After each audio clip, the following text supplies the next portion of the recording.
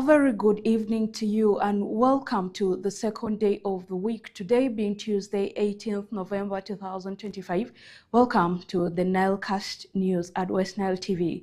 My name is Aita Sophie. Let's have a recap on the top stories. In the headlines tonight, Honorable Robert Chagulani Sentamu blames the Fisheries Protection Unit over harassment on Lake Albert. West Nile Youth Empowerment Center celebrates International Peace Day.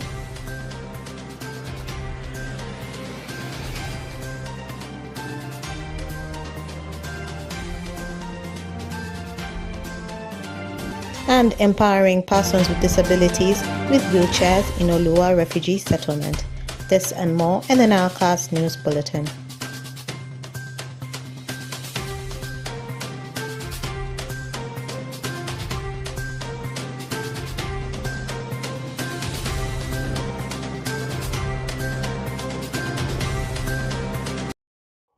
During his first presidential rally in Panyimur Sub-County, Pakwach District, the National Unit Platform NUP presidential candidate Honorable Robert Chagulani Sentamu, also known as Bobby Wine, accused the Fisheries Protection Unit officers for harassing fishermen on the Albert Nile. Honorable Robert Chagulani Sentamu kicked off his presidential campaigns in Pakwach District, a gateway to West Nile, making a significant move in his bid for the 2026 presidency as he seeks to rally support in the region. Alfred Jawok reports.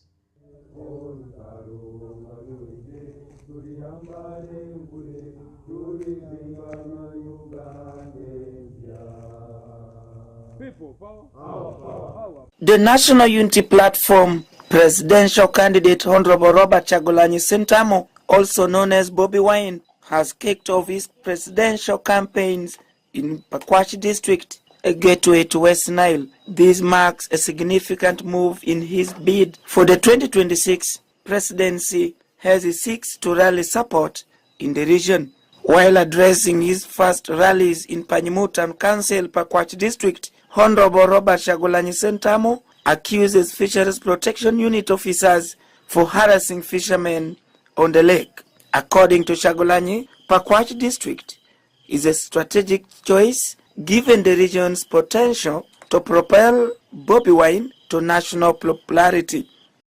So to achieve all that, I request all of you brothers and sisters to take charge, to be part of this, to get involved, and to make sure not only you but everybody you know turns up to vote.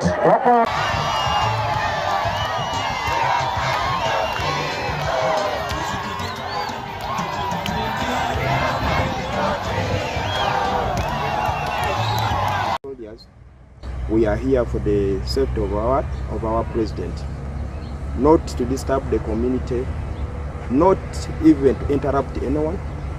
And for us, we are ready to cooperate with them, as long as for them also they are ready to cooperate with us. We don't have any problem with them. He has assured the people of Pakwach that when elected as president, he will scrub off FP operations on the lakes. Chagulani's campaign focuses on issues like poverty, corruption, and human rights, aiming to mobilize Ugandans, especially the youth, to demand change. President, you will get a servant and not a boss. When you make me your president, you will get a leader and not a king. When you make me your president, everybody will be equal in Uganda. When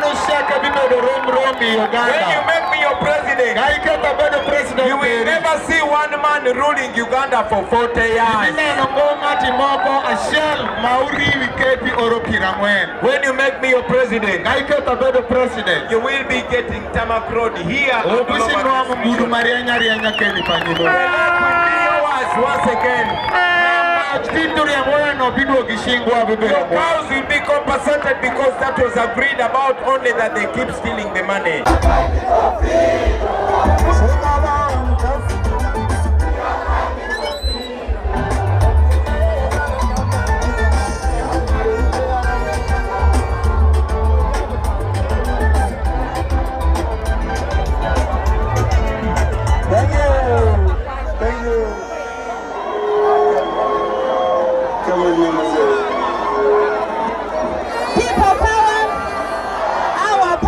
His efforts have earned him recognition, including a Peabody Award for the documentary Bobi Wine, the People's President. Alfred Jawok, West Nile TV, NILECAST.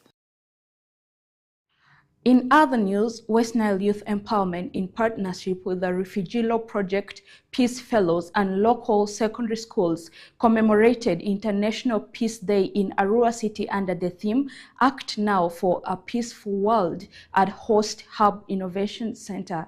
Let's hear more from Pony Fiona. West Nile Youth Empowerment, in partnership with the Refugee Law Project, Peace Fellows and local secondary schools, celebrates International Day in Arua City under the theme Act Now for a Peaceful World. The celebration, held on Saturday, 8 November 2025 at Host Hub Innovation Center, aims to promote peace and unity among students, refugees, youths, and the local community. The event featured panel discussions and debate competitions between the schools present. Honorable Nadia Idi Hassan, the female councillor for Arua Central Division representing Awindi Ward, and chairperson of West Nile Youth Empowerment, stated that the government should include peace education in primary and secondary school curriculum to maintain a peaceful sustainability. Almost 70% of the refugees in the world. I think peace education is very paramount in most of the schools. The reasons being the refugee students and the host students will be able to peacefully coexist, and it also helps them to live in a harmony way where people all learn to accommodate the interactive country and live with it. Accommodate the small and also I think why peace education is very important is most of our schools, especially in West Nile, learn in strikes, especially when they need something from the administration and the council, so they can learn how to strikes for them for that message to be heard. So I would advise them to include peace education. Most of these schools to help young people understand as to why they should use dialogue and addressing this question so much. Leonie Bridget, a student from Mediofe Girls Secondary School, stated that she feels excited and advantaged that she is part of the Peace Day celebration because she has learned a lot from the session, that she understands youth in Arua and other parts of Uganda go through a lot and need to be taught the importance of peace and promoting it. I've learned a lot from this session. What am I trying to say? I've learned that the youth in Arua, especially even in Uganda, they go through a lot and they really need help from us. And then we being the students who are at school, who have knowledge of how to promote peace within ourselves, how do we help them? Now here we have learned many things. They have told us to advocate, us as students, we should advocate for the other students, especially me. I'm the vice president of my school. So how can I advocate for the students of my school? How can I tell them that peace is priority, peace is key in a society? Ismail Kombozi, the representative of the Third Parliament Organization, stated that as a reformed person from being a gangster, he believes that peace begins within us and God before extending it out to others, and stereotype is a challenge he faces as he reformed. Till today you have seen me, and the reason is simple. I acted peacefully. When I looked around, people were not happy to us. When the community is not happy to you, you go and have a meeting, self-meeting with yourself. You ask yourself. For me, I used to ask myself, yes, Kombozi Ismail, where are you going? Why people are not happy to you? So I answered myself. I said, no, maybe I'm going wrong. So I started to imitate. First of all, I first begin by moving closer to God. Because if you don't move to God, nothing will guide you. It's only God who always guides those who want to be guided. So now first of all, I started praying. I was not praying, people were surprised. Say, hi, what is this one here? What is it? Now when people are surprised of your new developments, which that you are transforming, they will appreciate you in absence. They will say, hi. The West Nile Youth Empowerment Center and its partners are committed to promoting peace among the youth empowerment, refugees, and the community in the region. Reporting for West Nile TV, Pony Fiona, NILECAST. Why global and international Norwegian non-governmental Christian organization led joint field visit to Olua refugee settlement in Greater Pakele, East Ajuman constituency to engage with persons with disabilities who benefited under wheelchair project in early September 2025. Onjima Alan reports. Why global and international Norwegian-funded non-governmental Christian organization led a joint field visit to Olua refugee settlement in Greater Pakele, East Ajumani constituency to engage with persons with disabilities who benefit under the wheelchair project in early September 2025. According to Peter Okwera Onen, the program's manager Why Global, there had been preliminary assessments done by technical persons, including the physiotherapist service, to check the nature of disabilities before the beneficiaries received the wheelchairs. Identification, we had to conduct assessment on what they really need. And this assessment was done by a physiotherapy, who actually, a technical person, who did technical measurement of all these people on the kind of mobility device that they need, the quantity, the kind, and measurement was done.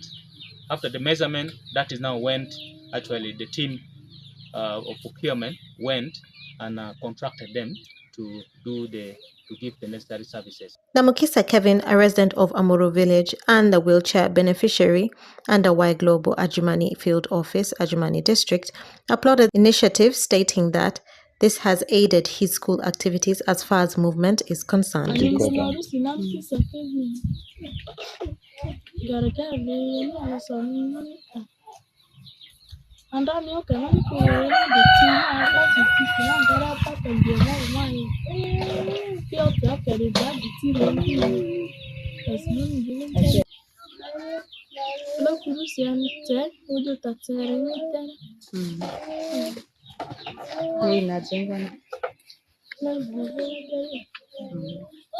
Amandra Pastore, a male adult and wheelchair beneficiary, stated that before receiving the wheelchair, he had difficulty in accessing public areas such as churches.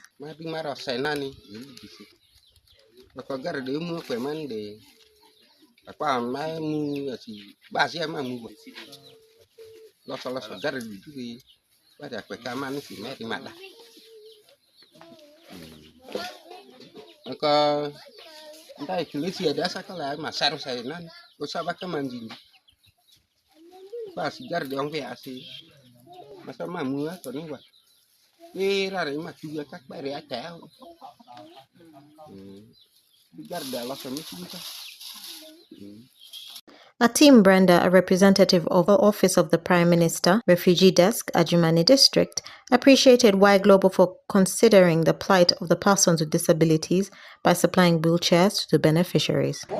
For taking up the initiative to look at the disabled, the inclusiveness. We realize that there are very many partners around, but like I said, in the field, we do not have many who are giving the devices. We appreciate this, although it didn't come out so clearly how many are going to the refugees and how many went to the host community.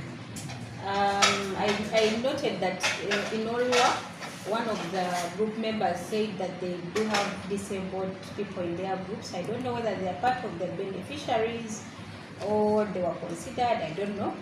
Maybe that one you could get to us, maybe a few answers on that. Living, I'll also wish to air out that the groups requested that we take up the idea of them being able to go for radio talk shows to air out messages of peace to the bigger community. And if there is also any opportunity, like we are here giving the feedback, we request that if there are microphones, there are those ones that are used during community engagements. If you can support them with that, if there is sports and they wish to air out more peace messages, calling out people for gatherings, that also motivates the groups. The field visit underscored Y Global's commitment to empower persons with disabilities in refugee and host community settings, ensuring inclusivity and accessibility for all in Ajumani District. Reporting for West Nile Television, Onzima Alan, Okomuringa Christine, NILECAST. This has been the NILECAST News with me, Aita Sophie at West Nile TV. Thrive on hard work, not just wishes. Have a beautiful evening.